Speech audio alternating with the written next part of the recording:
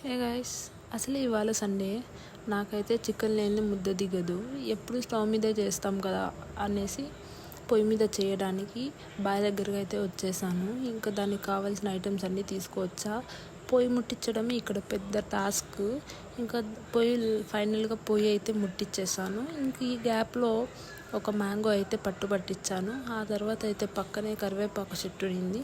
కరివేపాకు కోసేసి పక్కన పెట్టి చికెన్ అంతా వాష్ చేసేసి మసాలా అంతా పట్టించి లెమన్ అయితే పిండేసి పక్కన పెట్టుకున్నా ఒక 5 minutes. ఆ తర్వాత అయితే లాస్ట్లో పోయి హ్యాండ్ ఇచ్చింది. ఇంకా నా తమ్ముడు అయితే వాడికి వచ్చిన ఐడియాలజీతో మొత్తం చేస్తున్నాడు. ఇంకా చికెన్ అయితే ఇంటికి తీసుకొచ్చి దోశ పోసుకొని తిన్నాము. టేస్ట్ అయితే సూపర్గా వచ్చింది గైస్. ఇంతే ఇవాళ వీడియో.